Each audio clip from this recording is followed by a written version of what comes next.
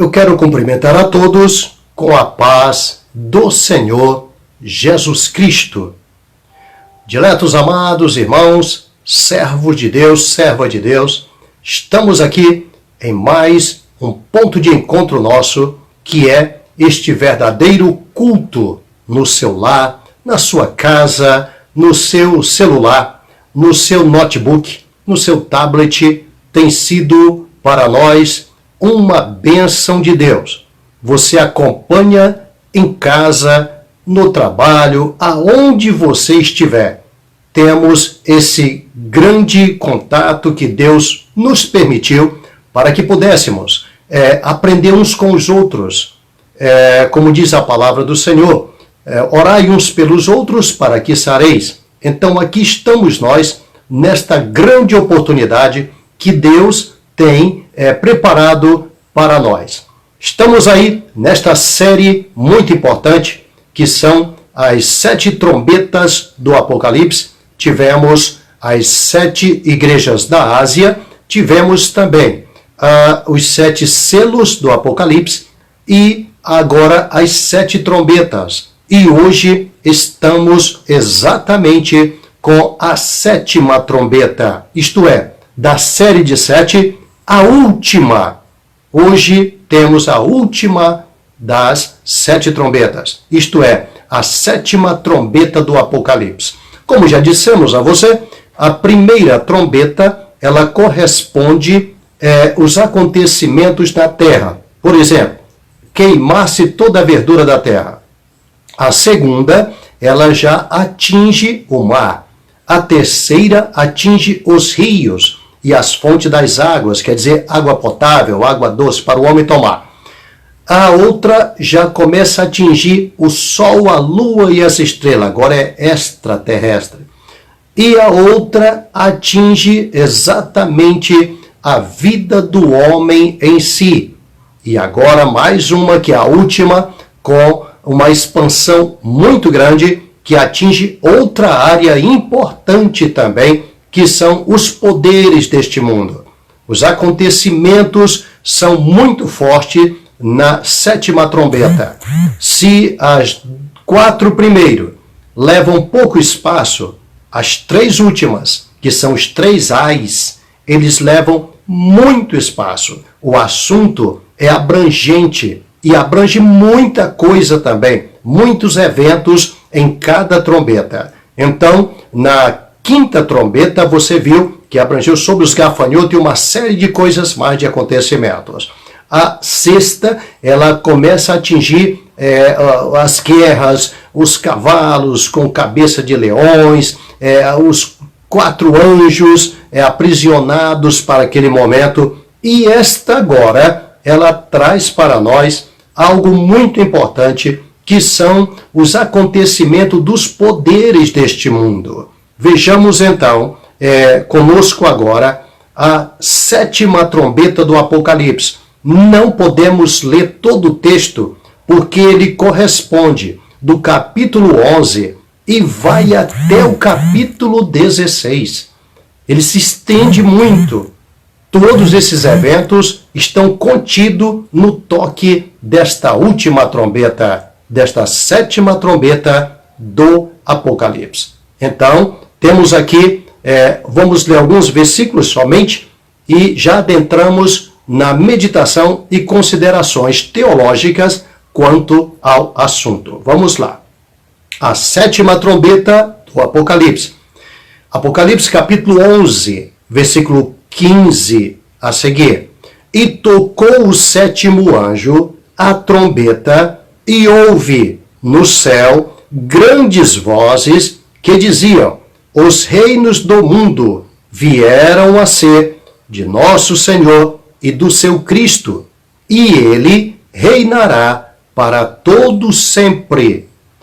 E os 24 anciãos que estão assentados em seu trono diante de Deus prostraram-se sobre os seus rostos e adoraram a Deus, dizendo: graças te damos, Senhor, Deus Todo-Poderoso, que és e que eras e que hás de vir, que tomaste o teu grande poder e reinaste.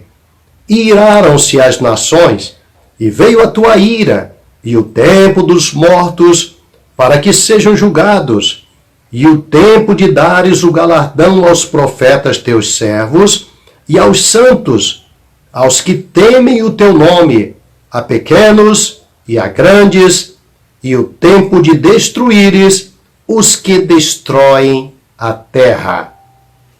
Querido, nós vemos então aqui, não dá para adentrar todo o texto e ler tudo, porque é muita coisa, e ficaria extenso para depois fazer as considerações. Mas vamos começar considerando o seguinte: veja que a primeira coisa, quando o anjo toca a última trombeta, não podemos esquecer que na penúltima, na sexta, ele já diz que quando o anjo sétimo toca a sua trombeta, então será manifesto, revelado, consumado o mistério de Deus. Quer dizer, algo que ninguém imaginava, ninguém esperaria. É um mistério a ser revelado. E então agora começamos a ver a revelação desse mistério. E ele começa dizendo: o reino deste mundo, os reinos deste mundo, vieram a ser do nosso Senhor e do seu Cristo, e ele reinará para sempre. O que é isso? Quando ele toca a última trombeta, vem agora o desfecho completo da tomada do reino. Os reinos deste mundo agora imediatamente saem das mãos de qualquer ser e volta para as mãos do Senhor.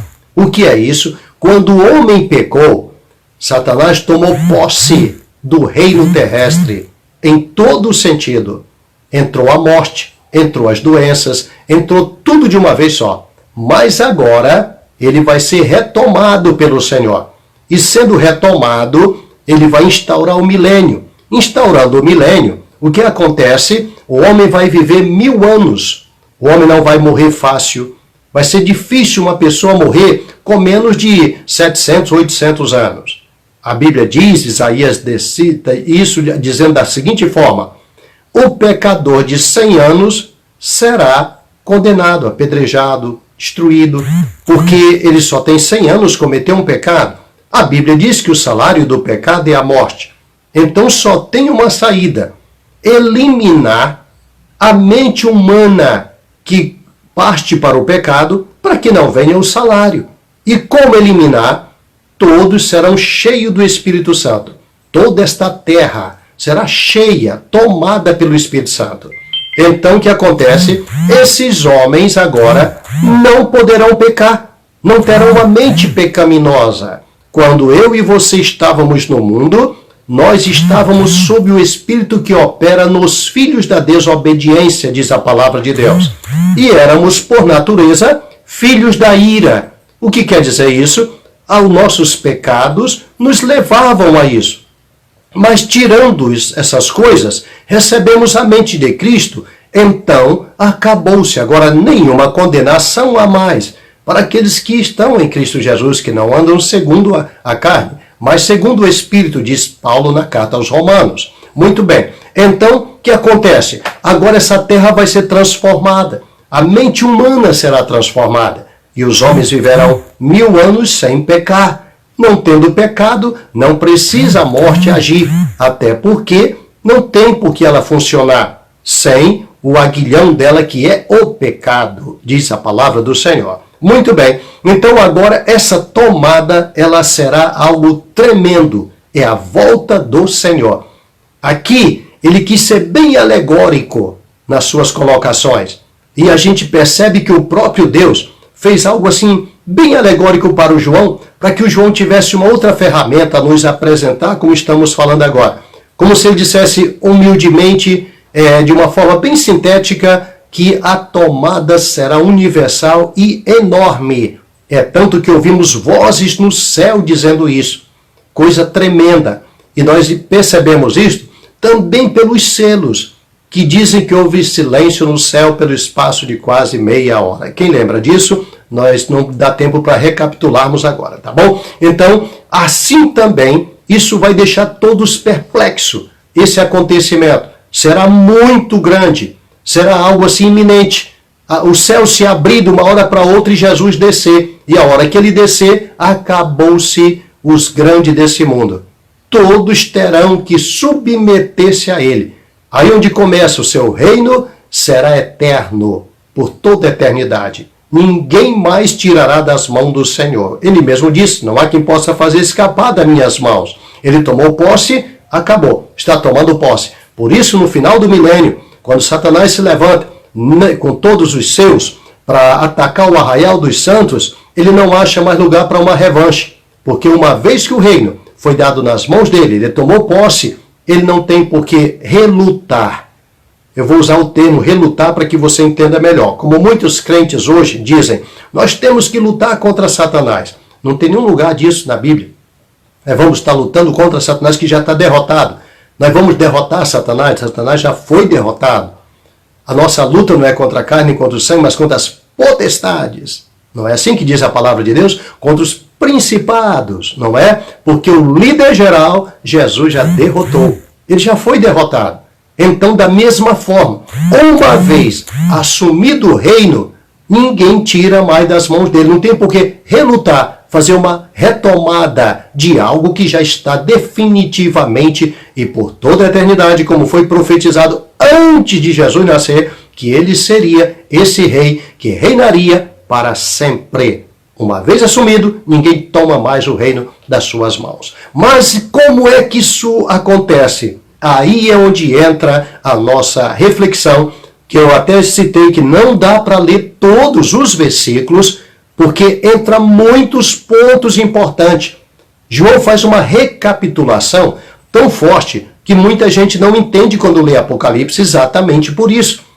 Ele está aqui no capítulo 11, mas ele parece que volta no início da criação, nós vamos já ver isso, e depois ele vai para frente com tudo e vai até o final de tudo, sem que ninguém quase perceba. Você vai perceber agora. Vamos lá. Então, diz aqui o versículo 19. E abriu-se no céu o templo de Deus, e a arca do seu concerto foi vista no seu templo. Muito bem. E houve relâmpagos, vozes e trovões, terremoto e grande saraiva. Oh, beleza? Então quer dizer que com esta volta do Senhor, o concerto dele volta novamente. Volta-se a arca que desapareceu. Então começa-se tudo como se era no passado. Por isso que Ezequiel, ele do capítulo 40, ele gasta esses 9 capítulos, 40 até o 48, só falando do templo milenial. Só falando da ordem sacerdotal, só falando dos sacrifícios como eles serão apresentados durante o milênio. Por quê? Porque vai voltar tudo como era, com uma diferença. Não haverá 2 sacrifícios mais, um de manhã, outro à tarde, como era prescrito. Haverá só um sacrifício, porque o local também não haverá noite. Aliás, se você aproveitar e fazer a palavra de Deus, ok? Retornando então ao Facebook, tá aí. Novamente retornando ao Facebook. Você pode reaproveitar, de vez em quando é cortado, porque são assuntos espirituais. E a nossa luta não é contra a carne nem contra o sangue. Se nós estivéssemos fazendo aqui uma campanha de alguma outra coisa, era muito fácil. A nossa penúltima live, ela alcançou 24 mil pessoas. Ela teve 4.300 mais ou menos visualizações. Só pessoas alcançadas foi uma quantidade grande. Isso perturba as redes sociais desse mundo. Entenderam? Porque eles precisam saber a verdade. Muito bem, vamos lá então. O que Deus tem ainda para nós, tá bom? Deus tem para nós. E o que Ele quer que você saiba, ninguém vai cortar. Vai chegar até você. Se você ama a verdade e você busca, Jesus Cristo foi bem claro e contundente. Ele disse: o que procura, acha. Ao que bate, se abre. E ao que pede, recebe. Então, se você pedir que ele te revele a verdade, você vai achar essa live, seja lá onde for. Senão, alguém vai compartilhar e mandar para você. E você vai ver que Deus está cuidando de você e que Ele te ama. Ninguém pode impedir. Nada nos separará do amor de Cristo. Nada, nada, nada. Amém? É o que diz a palavra do Senhor. E aquilo era um hino cantado que Paulo cita na carta aos Romanos. Vamos em frente então. Veja que abriu-se então no céu e mostrou-se a arca que sumiu, que até hoje ninguém sabe onde ela foi parar. Mas Deus aguardou, que é o conserto, só que essa arca agora é como se fosse algo apenas memorial, simbólico, que não tem mais nenhum sentido, no sentido que ele tinha anterior, porque o que é figurado deixa de ser figurado, passa a ser original. Vamos usar as palavras do próprio apóstolo, tá bom? Ele diz assim: agora vemos como por espelho, mas quando vier o que é verdadeiro, o que é em parte será aniquilado. Então a arca era apenas um símbolo do corpo de Cristo, o que agora o próprio Cristo estará na terra. Então tudo isso aí serão símbolos e não terá mais tipos. Os tipos foram cumpridos. O milênio é para o cumprimento de todas as profecias e de todos os tipos símbolos. Talvez você entenda melhor assim falando. Muito bem, então agora, como se Deus estivesse reatando o seu concerto com Israel. E Israel seria a principal nação do mundo. Agora Israel passa a ser a principal nação do mundo. E como se você não bastasse para o nosso entendimento, lá vai que eu venho citando em algumas lives e vou repetir. Parece brincadeira você olhar hoje para trás e ver que a Assíria, viu? A Assíria, viu? Não é Síria, é Assíria, tá bom? Começando com A. Não vá confundir Assíria com espaço, Síria, tá bom? Então a Assíria virá a ser uma das principais nações da terra no milênio. E o Egito, outra grande nação, e Israel, a mais poderosa. Então, se colocássemos numa escala, seria: primeira nação mais importante do mundo no milênio será Israel. Segunda, o Egito. E a terceira, a Síria. Parece brincadeira. Até porque alguns desses países estão em cacos. Não valem nada atualmente. E vão ser as cabeças de todas as nações. Diz a palavra do Senhor. Sem contar com aquelas grandes estradas que terão de um para o outro. Estradas que levarão linha reta, disse o profeta Isaías. 760 anos antes de Cristo, ele já profetizava acerca desses eventos. Mas vamos que nos interessa agora, porque o assunto é extenso. Não vai caber tudo aqui, tá? Então lá vai. E viu-se um grande sinal no céu. Agora ele vai começar a recapitular, como eu falei anteriormente. E viu-se um grande sinal no céu. Uma mulher vestida do sol, tendo a lua debaixo dos seus pés, e uma coroa de 12 estrelas sobre a cabeça.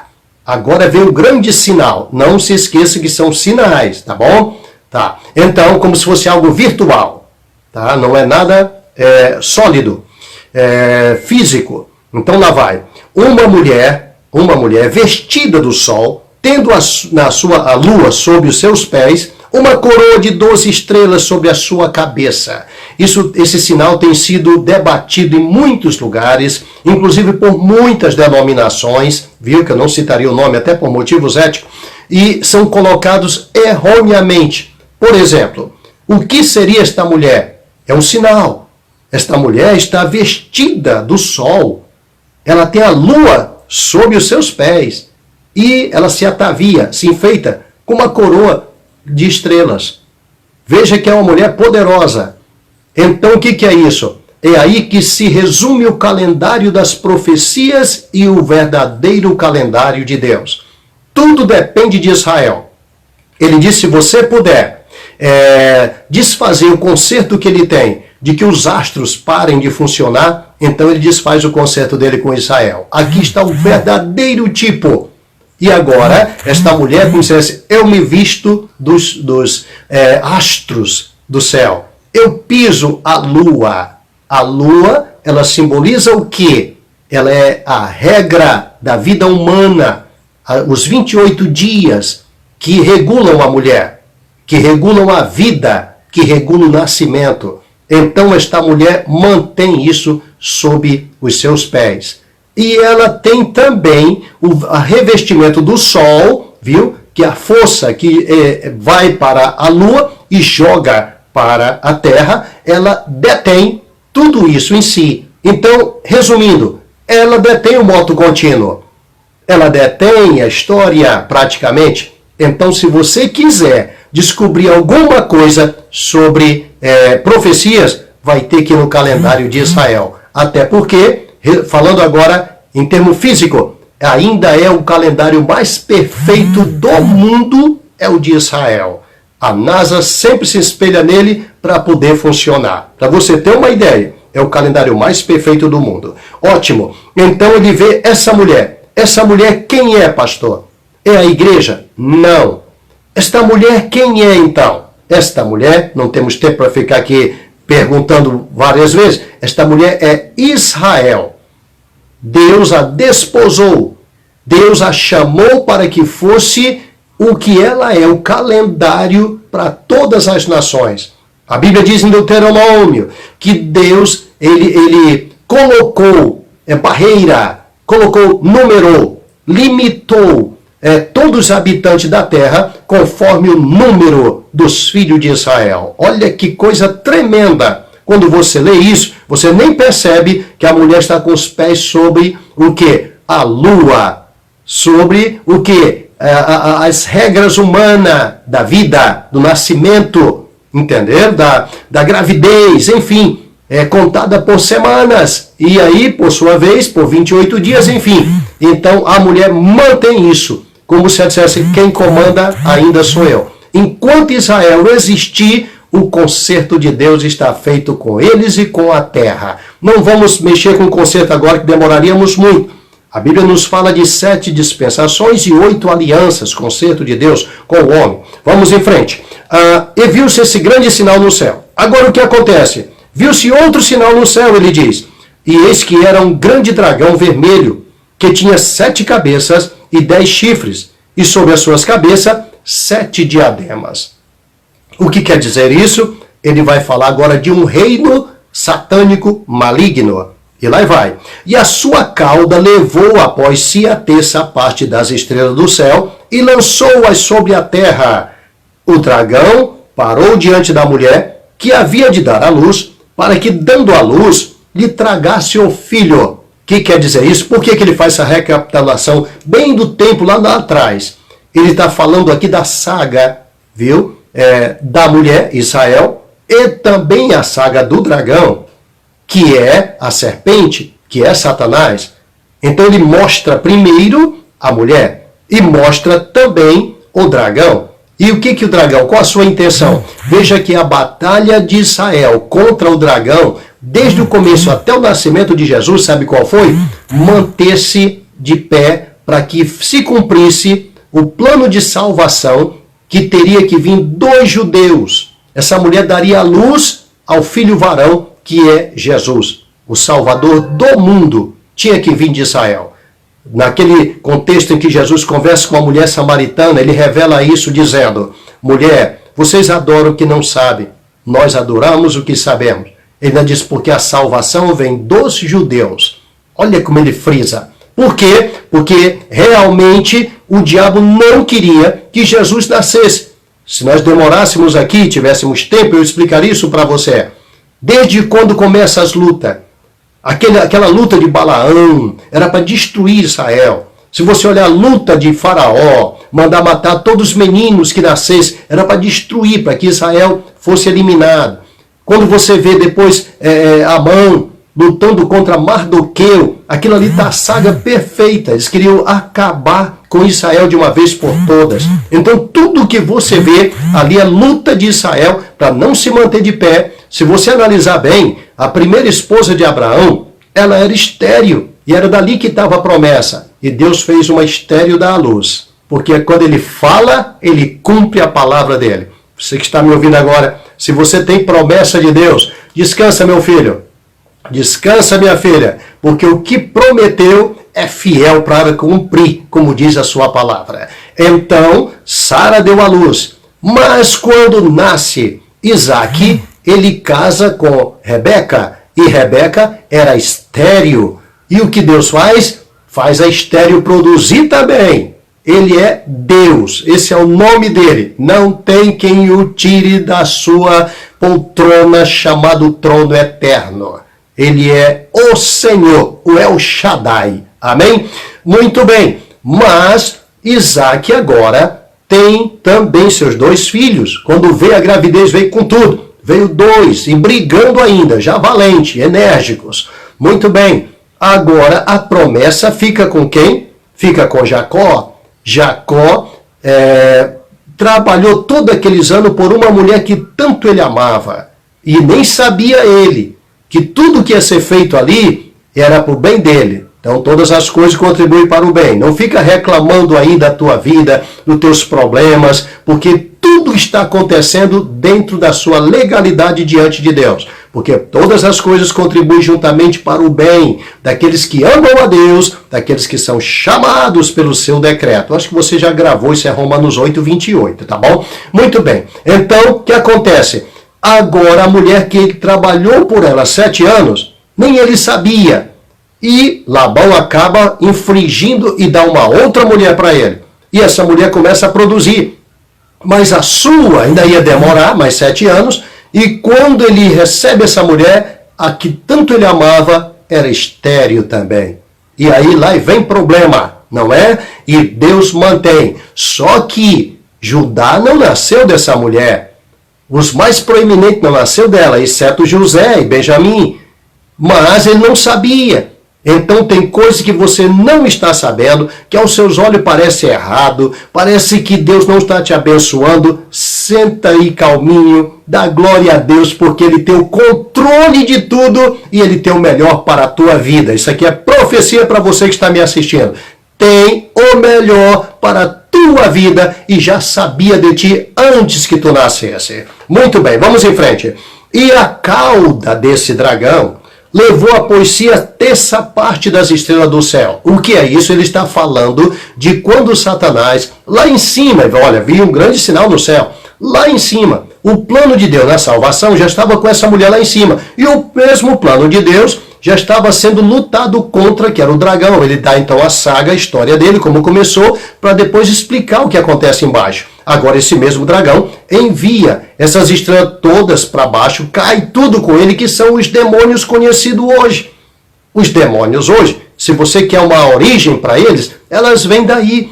Eram os anjos que se rebelaram. E ele com a cauda, que o perigo do dragão é a cauda, tá bom? Lembra-se que aqueles animais que nós lemos nas outras trombetas, o perigo estava nas caudas daqueles animais, não é? Assim também, aqui é a cauda do dragão é que é o perigo. É com ela que ela sai derrubando. Cuidado com a cauda da serpente por aí, porque a cabeça já está esmagada, mas a cauda está balançando, tá? Que são os demônios, são as potestades, etc. Vamos em frente. E deu à luz a um filho varão. E a mulher, o que acontece? Acaba de dar à luz, não é? Um varão que havia de reger todas as nações com vara de ferro. E o seu filho foi arrebatado para Deus e para o seu trono. O que é isso? Ninguém o venceu e nem o dragão pôde tragar. Satanás fez de tudo, foi tentá-lo lá no deserto, mas não deu certo. Não conseguiu tragar. Ele perdeu a batalha e Jesus ressurgiu, morreu e ressuscitou e assentou-se à direita do Pai. Se Jesus tivesse pecado, o dragão teria ganho. E aí acabou a nossa esperança e Jesus era um derrotado. Mas como Jesus nunca pecou, Jesus manteve-se e disse, Pai, está consumado. Ele desceu até as partes mais baixas da terra, ressuscitou ao terceiro dia, subindo ao alto, levou cativo o cativeiro e deu dons aos homens. Totalmente vitória completa para mim, para você. Descansa em Jesus. Muito bem. E o que acontece agora? Quando ela dá luz a esse filho varão, o que acontece? A mulher fugiu para o deserto, onde já tinha lugar preparado por Deus para que ali fosse alimentada durante 1260 dias. Agora ele pula de uma vez com tudo, como eu falei anteriormente. Quando ele pula aqui, ele já cita a segunda metade da grande tribulação. Quando vai ser selado, na primeira metade, já os 144 mil, e vai ser selado os que são dele, ele agora separa-se tudo, e eles ficam. Cuidado que muita gente interpreta, fazem filmes, novelas, achando que essa mulher vai se esconder num lugar no deserto, que os verdadeiros israelitas vão fugir da capital de Jerusalém. Isso foi tirado na penúltima live que nós fizemos, quer dizer, na última anterior, que uma boa parte das pessoas ficarão na cidade. Outros irão para o cativeiro, disse Zacarias. Mas aqui eles acham que a mulher vai ser levada para um deserto. Não, querido. Se você não teve essa revelação de Deus, pede a Ele hoje que Ele pode te dar, viu? Deus fala do deserto dos povos. Deus te leva a situações difíceis. Quantas vezes você já esteve passando certas lutas, de você gritar e ninguém poder te ouvir, como diz o hino do pastor Salomão. Ninguém pode te ouvir, porque você está num deserto. Deserto de povos. Deserto onde só Deus negocia contigo. Ou você crê ou descrê. Ele diz isso aqui em Ezequiel. Eu vos levarei ao deserto dos povos e ali vos farei passar debaixo da vara. Esse é o nosso Deus. Ele faz isso conosco. Tá? Deixa eu ser um pouco intrépido, por favor, já fez comigo. Então tem hora que você vai lá para o deserto, conversar só com Ele e ter que crer que Ele é o teu Deus que te chamou e que Ele cuidará eternamente de ti. Muito bem, então agora essa mulher é levada ao deserto. Isso quer dizer o quê? Que o alcance da serpente não chega lá, não vai conseguir chegar, porque é um lugar separado. E olha o que diz em seguida: e houve batalha no céu. Miguel e seus anjos batalhavam contra o dragão, e batalhava o dragão e os seus anjos, mas não prevaleceram, nem mais o seu lugar se achou no céu. E foi precipitado o dragão, a antiga serpente, chamada o Diabo e Satanás, que enganava todo mundo. Ele foi precipitado na terra, e os seus anjos foram lançados com ele. Agora está citando a queda de Satanás. Nós lemos anteriormente: ai dos que habitam na terra, porque Satanás desceu a eles sabendo que falta pouco tempo. Então essa é a grande queda, onde ele virá com tudo para perturbar, perseguir, destruir os que estarão na terra na grande tribulação. Mas não prevaleceram, nem mais o seu lugar se achou no céu. E foi precipitado o dragão, a antiga serpente chamado Satanás, que engana todo mundo, e foi precipitado na terra. E os seus anjos foram lançados com ele.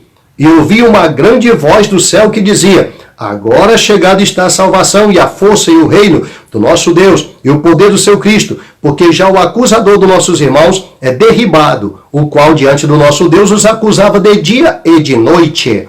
Quando você está sendo acusado, descansa. É o diabo usando pessoas. Fica tranquilo. E eles o venceram pelo sangue do Cordeiro e pela palavra do seu testemunho, e não amaram as suas vidas até a morte, diz a palavra do Senhor. Ele disse então: pelo que alegrai-vos, ó céu, e vós que habitais na terra, cuidado, ele já vai dizer: ai dos que habitam na terra e no mar, porque o diabo desceu a vós, e tendo grande ira, sabendo que já tem pouco tempo.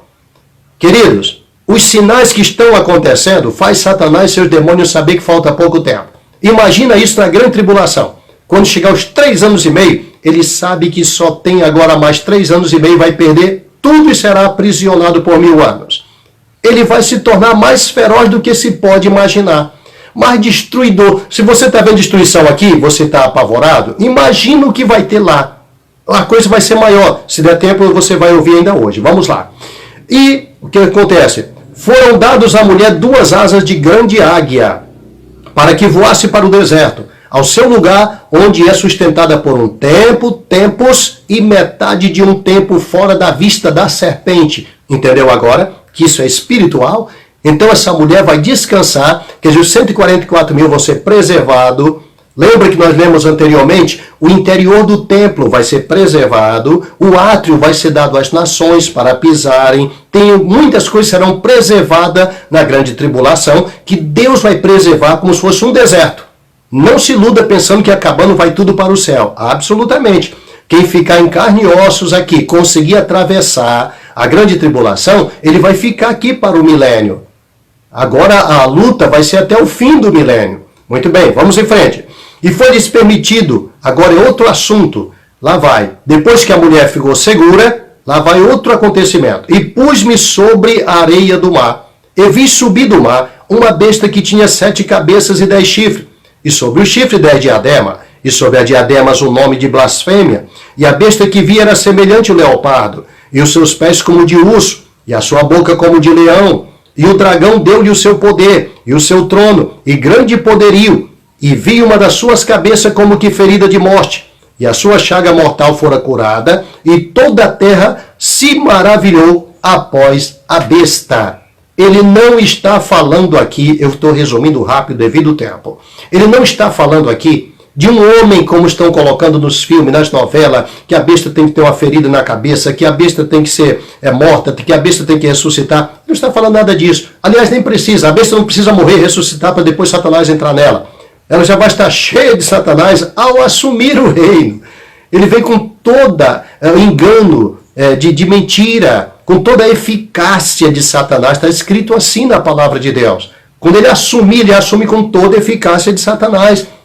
Essas colocações equivocadas de que ele vai ter que morrer, depois ressuscitar, essa ferida de morte que ele está falando aqui, ele está falando de um reino.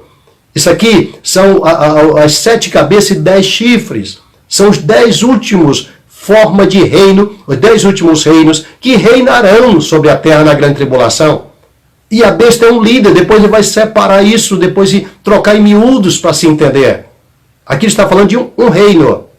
E uma das suas cabeças, a ferida de morte, significa que um desses reinos, ele cita depois no capítulo 17 e 18, um desses reinos vai ressurgir.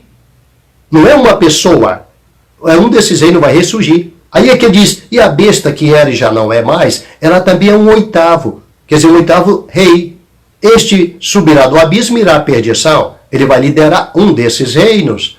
Agora, o reino é como se fosse Roma, viu? Vou deixar bem claro. O reino é Roma, a cabeça é Roma, ela vai ressurgir com, até mesmo, pode pôr um outro nome, sem ser Roma, porque vai ser um aglomerado de nações. E aí, quando ela ressurgir com esse nome, assumindo todo o potencial da antiga Roma, todo o mesmo sistema de império, e aí quando ela vai se levantar contra o Cordeiro. E aí, por que, pastor, tem que ser Roma? Agora, e o rei que vai ser um César? Não, não vai ser um César. Vai ser um outro homem. Muitos chegam a cogitar que vai ser Alexandre o Grande. Cada um tem uma cogitação. Vamos lá. Então, pastor, quem vai ser esse reino? É Roma. Como vai se relevantar, ou ressurgir? Ela vai começar esse aglomerado, vai tomar posse de tudo, e esse ímpio, que é o anticristo, dominará todos esses 10 reis. Ele vai assumir, como já disse anteriormente, vai destruir 3 reinos, e nesses 3 ele vai reinar com os 3, como fosse uma trindade satânica, e ele vai reinar sobre os demais, que são os outros 7. Por isso ele é também um 8º. Mas é um reino e não apenas um homem, tá bom? Esse reino vai ser, a ferida mortal vai ser restaurada. Pastor, por que Roma? Porque Roma, Jesus morreu sob o Império Romano. O credo apostólico, que hoje é lido e cantado e orado pela Igreja Católica, diz assim, creio em Deus Pai Todo-Poderoso, Criador dos céus e da terra. Esse é o credo dos apóstolos, irmão. Não tenho medo de falar, não. Agora não é para você rezar. Crente não reza, ele ora, tá bom? Muito bem. Então ele diz assim, padeceu sobre Pôncio Pilato. Padeceu sobre Pôncio Pilatos. Foi crucificado, morto, lembra? E sepultado. Desceu aos infernos, à mansão dos mortos. Ao 3º dia ressurgiu dos mortos. Ele está citando um credo apostólico que era usado na igreja primitiva. Tá? Então quando ele fala padeceu sobre Pôncio Pilatos, o que quer dizer isso? Foi o rei, o governador, de cujo reino foi determinada a morte dele. Ele vai voltar e vai vingar. Ele disse, a mim pertence a vingança, eu darei a recompensa. Ninguém derrotou o Império Romano até hoje. O Império Romano está vivo. Um reino só derrete o outro, ou domina o outro, ou desfaz o outro, quando ele toma posse daquilo ali. E ninguém até hoje tomou posse do Império Romano. Deus não deixou nenhum outro reino reinar no lugar dele que dominasse a terra.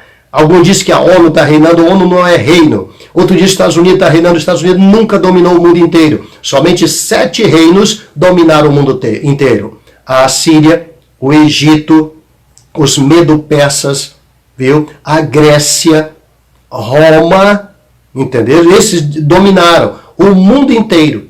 Esses reinos assim, eles tiveram domínio geral, total. De lá para cá, depois de Roma, ninguém mais reinou no mundo inteiro. Deus não permitiu para que quando Roma se levantar novamente, se recuperar da chaga mortal, da ferida que recebeu, que é a queda que ele teve, o Império Romano, então Jesus vai se levantar também e vai ajustar as contas.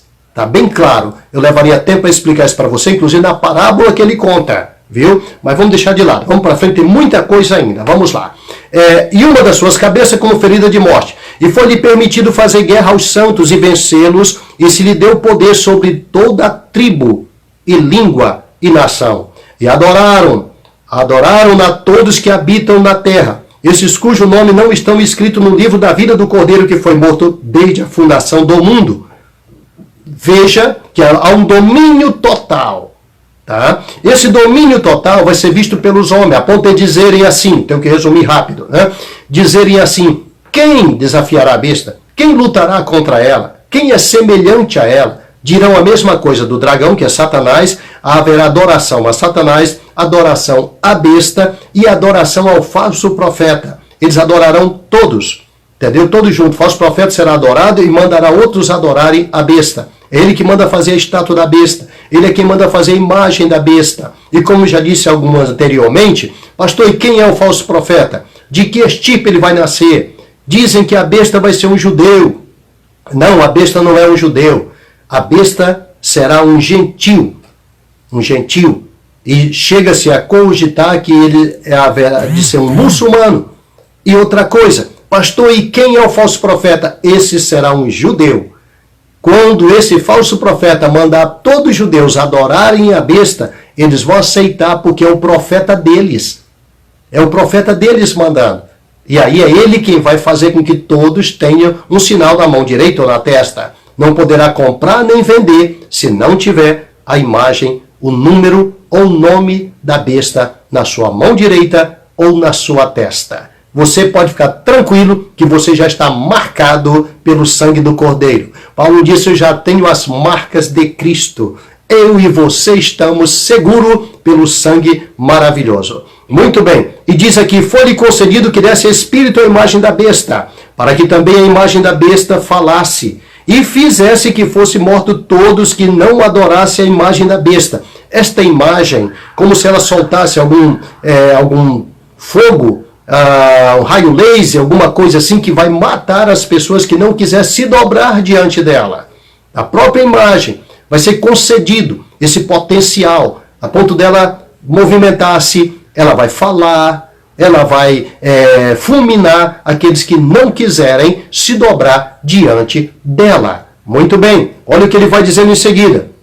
E faz que todos, grandes, ricos, pobres, livres, servos, lhe seja posto um sinal na mão direita ou na testa, para que ninguém possa comprar ou vender, senão aquele que tiver o sinal, o nome da besta ou o número do seu nome. São três coisas. Cuidado quando alguém disser para você, não usa o código de barra, porque ele é a marca da besta. Não use tal, porque é a marca da besta. Cuidado com o número 666, que é a marca da besta. Saiba que não tem poder nenhum enquanto a igreja estiver na terra. A igreja elimina toda e qualquer investida de Satanás. Jesus Cristo se manifestou para desfazer as obras do diabo. A igreja está aqui fazendo o resto, cumprindo o resto das aflições de Cristo e fazendo a obra do Senhor. Estamos aqui para desfazer as obras do diabo. Você tem autoridade para desfazer obra de feitiçaria, obra de idolatria, obra de satanismo. Nada disso te dá nenhum páreo para a tua vida, nem para o teu ministério, para nada. Jesus disse, eu vos dou poder para pisar serpentes e escorpiões e toda a força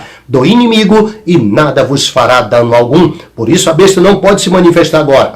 Esses sinais, por exemplo, o sinal da besta, o número da besta, o nome da besta, essas três coisas aqui não terão nenhum poder agora. Pastor, estão dizendo aí que surgiu um chip. Quem puser esse chip, tem até pastores, infelizmente eu sou obrigado a falar isso, até pastores que eles chamam de renomado, dizendo isso, cuidado com o chip, não ponha o chip, porque o chip é da besta. Querido, nada tem a ver. Se você estiver morando nos Estados Unidos, sei lá onde for, e ali houver necessidade de pôr um chip por causa de problema de saúde, sei lá o que for, não tenha medo, que também já não é necessidade. Mas se você quiser, não tenha medo. Está trabalhando numa empresa, é uma corporação, não tenha medo. A imagem da besta só tem valor da seguinte forma. Alguém vai ter que chegar para a pessoa e dizer, você nega Jesus para poder receber a marca, e ele vai dizer sim, senão ele será torturado, porque não pode, essa marca não tem poder se a pessoa com a própria boca não confessar. Assim também não tem poder a tua salvação se com a tua própria boca não confessar.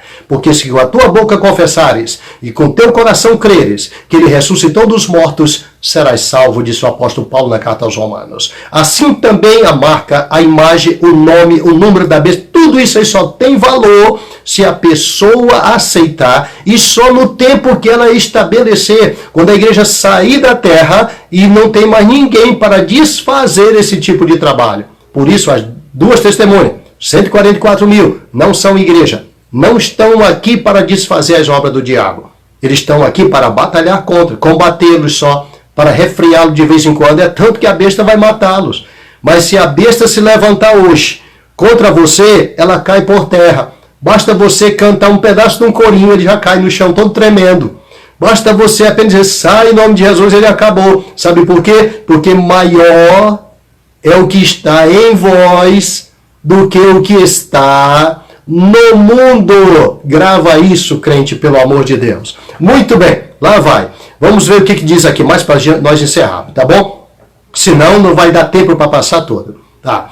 E os seguiu o terceiro anjo dizendo com grande voz. Agora, ele viu um sinal no céu.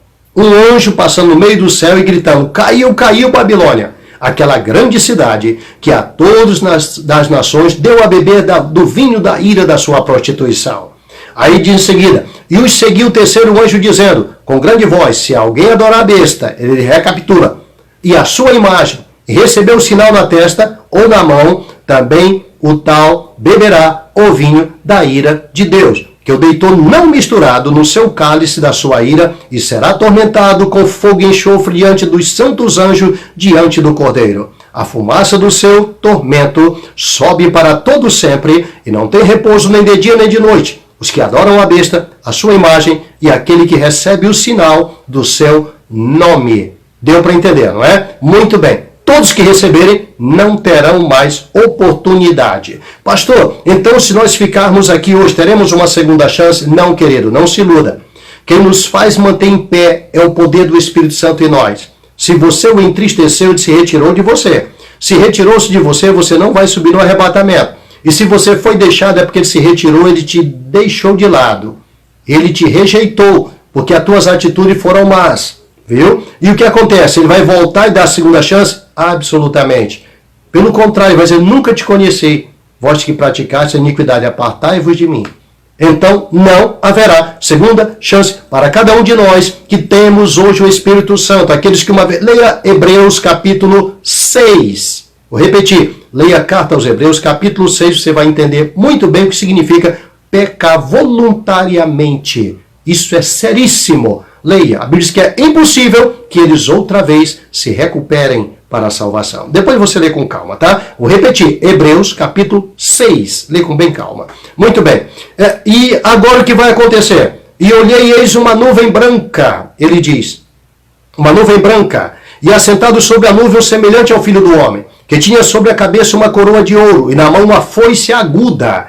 E um outro anjo saiu do templo, clamando com grande voz ao que estava sentado sobre a nuvem, lança tua foice e cega, e já a vindima da terra está madura.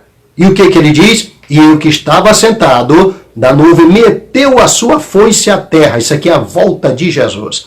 E foi cegada, e saiu do templo, que está no céu, um outro anjo, qual também tinha uma foice aguda. E saiu do altar outro anjo que tinha poder sobre o fogo. Cada colocação. Por que João teria que registrar isso aqui? Eu nem vou entrar nos pormenores porque não vai ter tempo. Outro anjo que tinha poder sobre o fogo. E clamou com grande voz ao que tinha foice aguda, dizendo, lança tua foice aguda e vidima os cachos da vinha da terra, porque já suas uvas estão maduras. Agora escute. É que não dá para falar tudo aqui. Quem sabe um dia nós vamos estar na sua igreja dando o seminário O Fim do Mundo e nós detalharemos com mais tempo isso aqui. É um trabalho dado em 3 dias. Tá, vamos em frente. E o que ele diz agora? E saiu outro anjo, não é? Que já estava madura, e o anjo meteu a sua foice à terra e vindimou as uvas da vinha da terra e lançou-as do grande lagar da ira de Deus. E o lagar foi pisado fora da cidade e saiu sangue do lagar até aos freios dos cavalos, pelo espaço de 1.600 estádios. Escute, você sabe o que é isso? Não é à toa que o exército que vai levantar ali é de 200 milhões. O homem tem, em média, 5 a 8 litros de sangue no corpo. O cavalo, o freio do cavalo, que é o cabresto dele, fica mais ou menos na altura aqui do nosso nariz, nossa boca. A pessoa pega a cabeça do cavalo e põe em cima do ombro. Então é nessa altura que vai dar o sangue. Vai ser tanto sangue derramado ali no Armagedon que vai se afogar no sangue. As pessoas vão se afogar. Agora veja o espaço. Aqui não está dizendo quadrado. Aqui está dizendo extensão. Ali é o raio. Ele vai atingir essa extensão. A extensão é de 1.600 estádios. Sabe o que isso corresponde? Isso corresponde exatamente 296 quilômetros. Sabe o que é isso? É muita distância de sangue. Nessa altura, imagina quantas pessoas morrerão ali. Quando você lê Apocalipse capítulo 16 aqui, ou então junto com 19, ele vai dizer, Deus tem um sacrifício na terra. Vinde, aves do céu, comei, bebei sangue até se embebedar. Sangue de grandes, pequenos, livres, servos, tribunos, enfim. Esse é o grande sacrifício que haverá na volta de Jesus. O sangue vai se espalhar desde ali da planície, a planície que está bem na frente do Megido, tá bom? Aquela planície que tem do Saaron, que fica bem de frente para o Mar Grande, que é onde o anticristo vai colocar suas tendas, o sangue vai até no Líbano. Vai levar 1.600 quilômetros, quer dizer, 1.600 estádios, vai dar o quê? 296 quilômetros de extensão de sangue à altura do freio dos cavalos. As pessoas vão nadar no sangue, de tanta morte que haverá nesta volta do Senhor. Agora, para a gente analisar bem, ele diz em seguida, vou ler só uma partícula desse versículo. E vi um como mar de vidro, misturado com fogo, e também os que saíram vitoriosos da besta, e da sua imagem, e do seu sinal, e do seu número, e do número do que estava no seu lugar, quer dizer, da besta, que estavam junto ao mar de vidro, e tinham as harpas de Deus. Coisa linda. E cantavam o cântico de Moisés, servo de Deus, e o cântico do Cordeiro, dizendo, grandes e maravilhosas são as tuas obras, Senhor, Deus Todo-Poderoso, justo e verdadeiro são os teus caminhos, ó Rei dos Santos. Eu quero só falar rapidamente deste mar de vidro misturado com fogo. O que seria essa visão, meu querido? Um mar de vidro misturado com fogo? É muito estranho, não é? Mas eu já alerto rapidamente. Ele vos batizará com o Espírito Santo e com fogo. Primeiro. Segundo, não deixa a chama se apagar em ti. Oxalá foras frio ou quente. Não deixa esse fogo que o Senhor colocou dentro de ti se apagar. É com esse fogo que tu vai te apresentar diante do trono de Deus. E a chama vai arder sobre o altar e não se apagará. Mantém este fogo no teu coração. Muito bem, ele vamos dizer mais embaixo. Ele cantava esse hino maravilhoso, né? E depois disto olhei e eis que o templo do tabernáculo, o testemunho, se abriu ao céu, e os 7 anjos que tinham as 7 pragas saíram do templo, vestido de linho puro e resplandecente, e cingido com cinto de ouro pelo peito. Agora vai começar as 7 taças da ira de Deus. Você entendeu muito bem a 7ª trombeta. Se Deus nos der a oportunidade, falaremos posteriormente sobre as 7 taças. João volta e recapitula tudo outra vez. Veja que elas são como se fossem simultâneas, como se elas tivessem alguma ligação. Elas só completam, as taças só completam os selos e só completam também as trombetas. Se Deus quiser, falaremos dela. O que importa agora é que você esteja pronto para a vinda do Senhor, pronto para aquele grande dia, porque o nosso dia não é a volta de Jesus como muitos pensam. E quando vocês ouvirem alguém que está cheio na televisão, na internet, para todo lado, falando mentiras, dizendo que não haverá um arrebatamento, dizendo que Jesus voltará e todo olho verá, porque ele lê um versículo isolado em Apocalipse, no começo do livro, e acha que isso aqui é regra para todo o livro e para toda a Bíblia, e está totalmente equivocado. todo olho verá, até os que o traspassaram ali, é a segunda vinda do Cordeiro. Essa aí é a parousia, é outra coisa. Não é epifania, que é o arrebatamento. Isso aqui é outro assunto. Se a pessoa não tem um bom conhecimento, não fale para não prejudicar a vida dos demais. Porque Jesus virá em oculto somente para os céus. Como José mandou todos os egípcios saírem dali, queria se manifestar agora quem ele era aos seus irmãos, assim Jesus se manifestará a nós somente, mais ninguém. O banquete está preparado. Jesus mandou fazer um banquete para primeiro se manifestar aos seus irmãos. Agora ele vai fazer um banquete lá em cima, está preparado e vai se manifestar a nós. Nós vamos conhecer quem é Jesus. Você conhece um Jesus carrasco, outro conhece um Jesus de brincadeirinha, outro conhece um Jesus que é só amor e não tem juízo, justiça, quero dizer eu. Cada um conhece um Jesus. Nós vamos conhecer um verdadeiro lá em cima, logo, logo, por ocasião do arrebatamento. Depois de 7 anos, agora todo olho verá, até os que o transpassaram. Mas antes disso, ele voltará e nos levará à meia-noite, quando ouviu-se um clamor, eis aí o noivo, saí-lhe ao encontro. Esse é o momento. Deus te abençoe, em nome de Jesus.